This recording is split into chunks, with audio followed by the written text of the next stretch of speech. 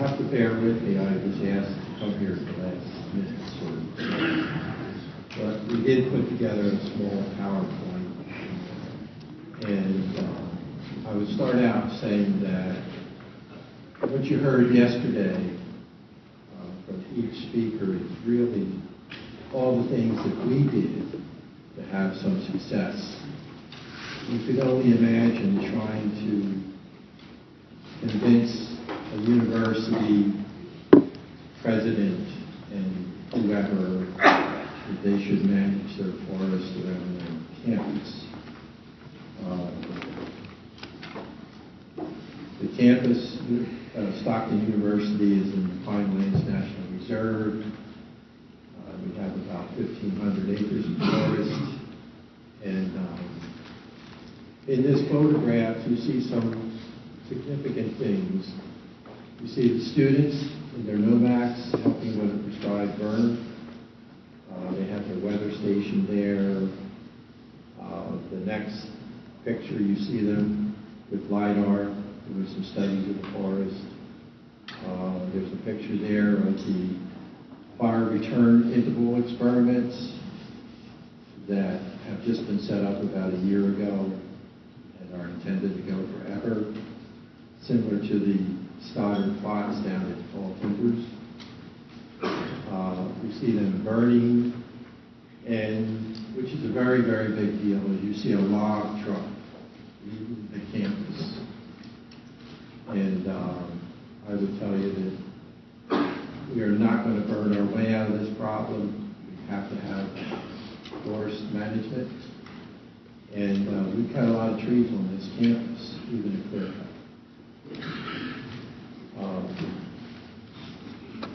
The first slide you're going to see is a video. And you're going to see the college to give you an understanding of how this college sits out in the forest on this landscape. And you will see us burning as the college is going on. Students are there, nothing's shut down, everybody's doing their thing, and we're burning the forest out. But don't be deceived by the photo or the video. It looks like this campus is out in the middle of a massive landscape of the forest, which it is, but under the canopy of that forest there are thousands of houses. There's a hospital nearby, there's the Garden State building, parkway nearby, and I would mention right now that talk on Gatlinburg was great, but that fire is nothing compared to what's going to happen to southern New Jersey. So here's a video of the college. That's the campus. And there's dry fire, which I think is pretty dramatic when we talk about this issue of the interface and how do we get burning essentially approved. Next one.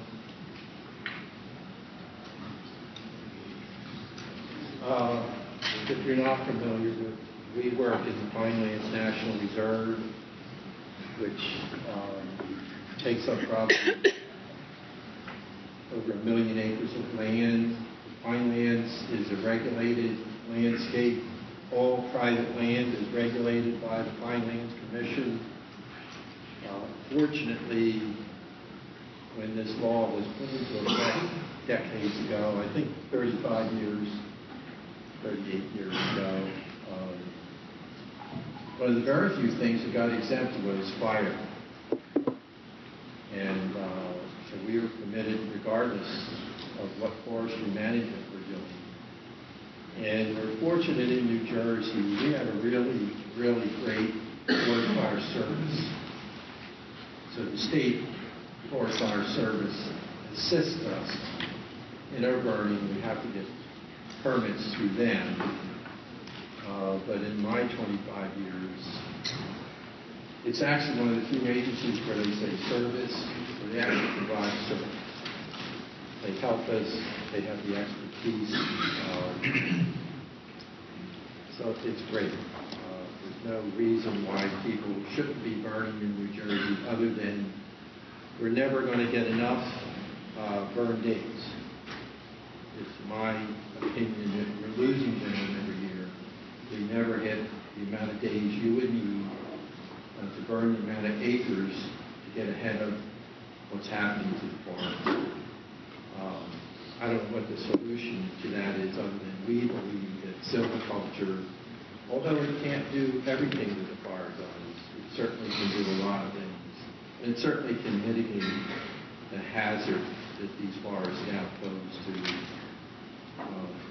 hundreds of thousands of people, businesses, schools, you name it. In the Pinelands, you can see it there, forestry has always been a permitted use, but a regulated use. And we probably have the most onerous forest practice rules in North America. To get a permit to practice forestry can be very, very difficult. It's gotten a lot better. We do get permits. You just have to be willing to take the time to do work. And I do think that change is coming, and the scientists at the Pinelands Commission are seeing that the most productive ecological lands are where we're working. There's no question about that. The biodiversity, whether it's pine snakes, rare, threatened plants, they're not in these forests any longer that have been excluded with fire for 60 to 80 years. It's just not that.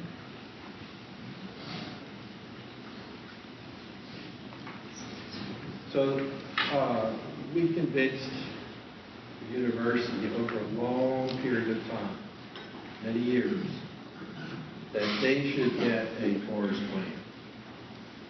And up till that time, I think the plan was approved in 2013, there had never been a full-fledged forest plan approved on public land. There had been forest projects, firewood cutting, some cedar harvest, and some mineral things, but not a plan for a whole tract of land. And I was the forester hired to do this plan and take it through the public review process. And we successfully did that. And believe it or not, this plan includes quite a bit of clear cutting. We wanted some clear cuts. Dr. Zimmerman wants to do some long-term studies on those. And so we put them in there. We were told by a lot of state people we'll never get that approved, etc. But clear cutting is permitted in the Pinelands. And the standard for clear cutting, whether you want to believe this or not, is it can be up to 300 acres. And the reason that 300 acres doesn't mean anything ecologically or any other reason other than we convinced them a long time ago that, of course, the Pinelands was perpetuated by 400 years of clear cutting, massive clear cutting. Even up until the 1980s, it was not uncommon for the woodcutters to cut off 2,000–3,000 acres at a pop. So how could we have regulations that didn't at least provide? And so they picked the number of 300 acres. This is so within the plan,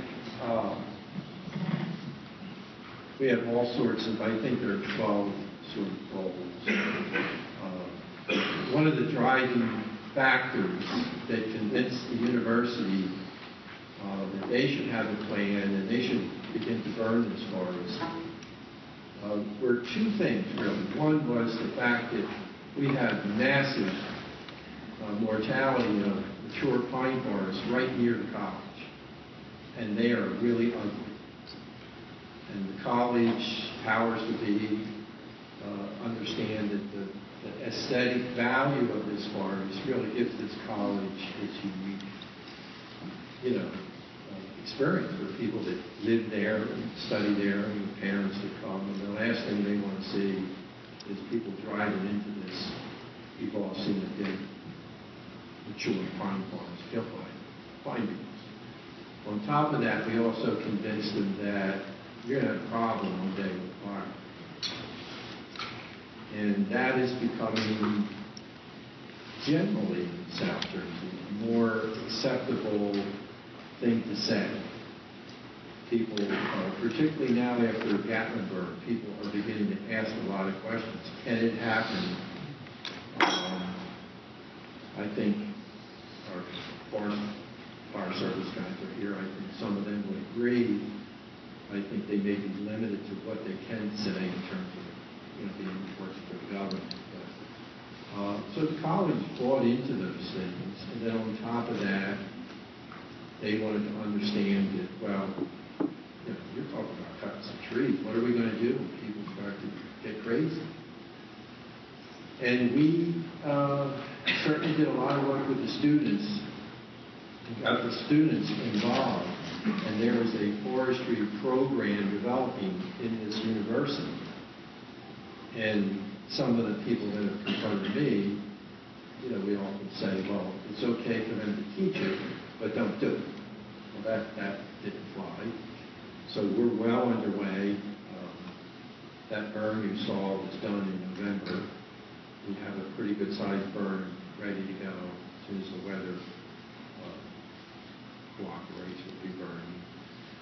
And we have an ongoing harvesting tree. The management of the forest is based upon an ecological approach. A lot of foresters roll their eyes at that, but it is different than some of our traditional forestry practices that are really based upon production of food products, specific rotations, stocking. Ecological approach to this forest is not based on any of that. It's based on how these forests would naturally evolve over time. Next one. It should work. Try it up top here. It should work. One of the things we really wanted to have is long-term studies. A lot of what we think we're doing with the forest is speculation, pretty good speculation. We have a lot of evidence, of practices and what has occurred in terms of regeneration, stocking and all that, or what we're trying to achieve.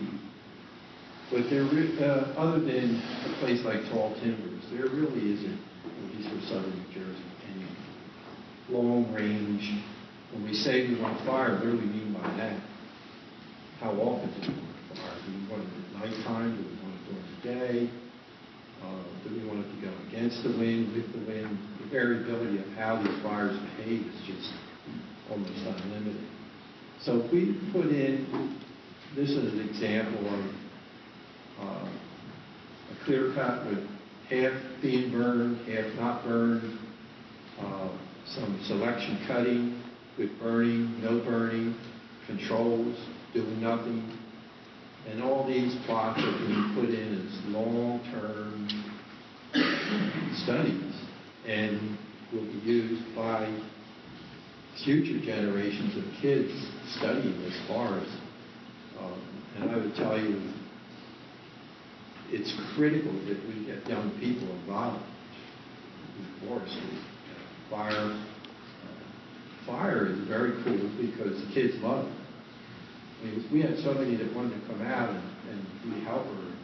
It's incredible. And once they get there, they get it. And of course, these are the people that are going to be coming to work with you and replacing you and what have you. So this project, in my view, for the future of forestry, including major use of fire, is just as good as it gets. It really is. It's great to have a successful project, and we have plenty of those. We do a lot of burning, but no one pays attention to what happens. They kind of, while you're burning, they notice, but But after that, here they notice every day. Parents come there, they want to know, well, what's that like that for? What do you know, all this stuff. So it's a tremendous opportunity. The State Forest Fire Service was helpful in funding. We have meetings coming up with some of the political, social leadership of the government who are now beginning to see, hey, this has some potential. We should be a bigger partner in this, which I agree. They're not taking advantage of the ability to promote actual conservation of land. If you don't know it in New Jersey, that's not what they do. They buy land and put up signs. But this concept of conservation is like, no, that's conservation. No, it isn't. You know, we've lost more species, plants, what have you, to preservation than we have to development. It isn't the development that has destroyed these forests that have been preserved for 100 years. They're still there, but there's nothing there.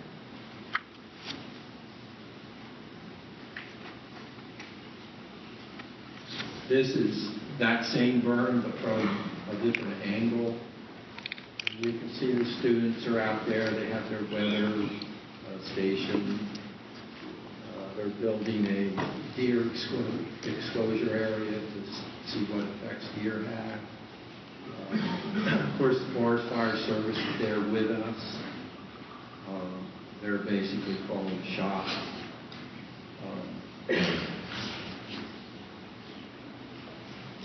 So there's a little bit here on the forestry end of what is it we're trying to do and how do we do it. Fire in our forest does a lot of really good things. And I can tell you there are state forests where the Forest Fire Service has been burning for a number of years. And some of those forests, I believe, are on what I call the verge of recovery. From 400 years of just being brutalized. If you don't know, our forests were slicked off a minimum of 5 times since colonial settlement. And the number of times they've been burnt to the ground since European settlement, I don't even know. But now we're seeing big, large, old, mature trees, more open forests, typically of what you see in restored yellow pine forest. There's ponderosa pine in the southwest, or longleaf pine in the southeast. Our forests want to behave similar to that. Not the pitch pine barrens. That is a forest that really likes to get burnt to the ground pretty frequently. It's a totally different ecosystem, but what we call the tall forest, which is the bulk of our pine beds, wants to be large, old, mature, open forest. This is an example of some minimal thinning. We have some better pictures. Same thing. This is a pine oak forest after it's been thinned and burned. You can see we had a very hot fire in there. That fire flamed up the trunks of the trees. But the forest is doing great. We have no mortality of the overstory. And I think when we see these things, we see how these forests want to mature.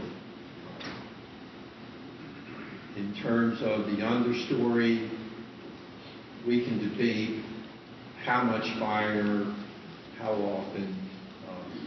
There's this thing about pine savannas. You should have a pine grass under these forests.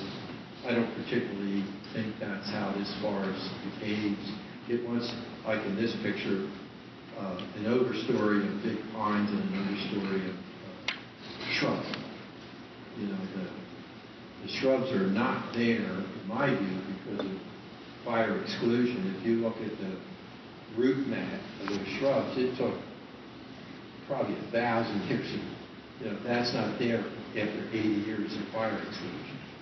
So these ericaceous shrubs are part of it, but I think they were maintained as sort of a heath or a head, you know, where it's open, no more than knee high. I mean, there's a lot of records that talk about that. And we see them as we manage the land. You know, the land will tell you as much about what it wants to be as scientists. You've all seen this, you know, classic fire excluded. This is actually an old field pine stand, a Pinelands area that had been converted to agriculture. Those trees are about 60 years old. Went right to pine, because they abandoned agriculture, and the oak comes in under.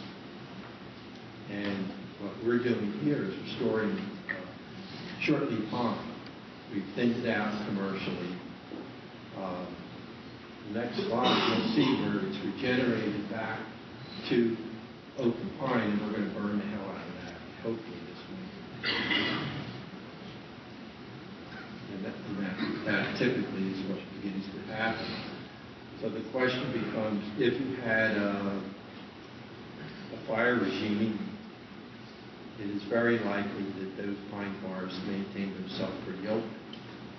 But once you stop fire, Mother Nature just wants to keep growing something. Here it's growing a lot of pine. There was no pine in the other story until we opened it up. The question becomes, if you burn it, what is the long-term regeneration of this forest? Because foresters don't like that. Well, that's great. You know, you got another age class ready to grow. You can stick those big trees off, and that's not how the forest grew. Fire, if you look at longleaf pine, or ponderosa pine, any of these, or shortleaf pine, the science on them is pretty clear. Frequent fire will keep the regeneration down, and you get pulses of regeneration. So there's long periods of time that forest is regenerating. And if you're a very old forest, yet you have a lot of early successional plants. So the classic concept of old growth goes out the window. What's an old growth forest? I have all these. That's what we believe, and that's the science we're putting into this particular forest. And don't get me wrong, I'm not saying that a private landowner couldn't manage this in a traditional way if he wanted to. He could now take what some people might say are seed trees, it's really more of a shelter, take them down. That effort would break up that dense understory and get a nice new forest growing. That's fine, but that's different. I'll just mention, if you don't know anything about our Atlantic white cedar, we have it on the campus forest. Atlantic white cedar is, in fact, a globally threatened forest ecosystem, critically imperiled, or whatever Nature Conservancy says. I believe that. It definitely is in full-blown decline across its range from Maine to the Gulf States. It's gone down. But the science on that forest system, which is the wetland forest system, is rock solid. We know what to do. And it regenerates really well. And here's an example of it. We're bringing it back. Need to clear cut. And believe it or not, our law in the Pinelands requires that you clear cut cedar. It is the way to regenerate. It is a tree that truly wants to stand replaced in the den. I've seen it regenerate in fire. It typically doesn't anymore because the patches are so small that when the fire takes it out, the other species just overwhelm it. But we have, on some private lands, stands that were taken down by fire that have nice regeneration. And we're allowing that to grow rather than salvage the dead cedar. Because ecologically, that's how it would function.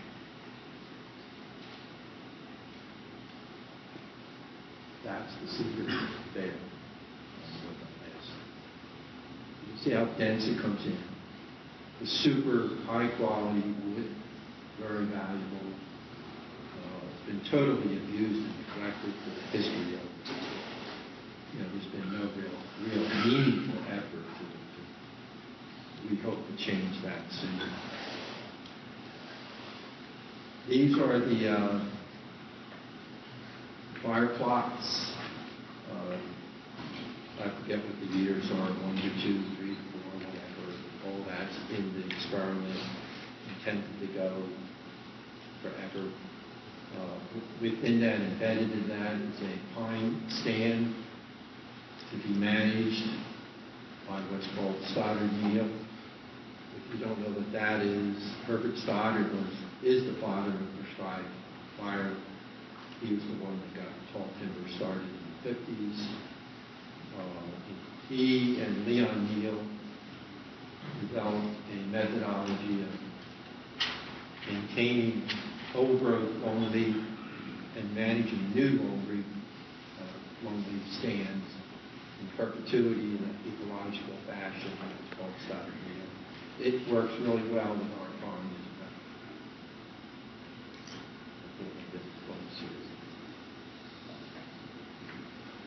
A little video. That's where we burn the Stockton track. Cutting trees. We're not just cutting trees, it's how are you cutting the trees. If you cut trees with whole tree chipping, you get a totally different effect than if you use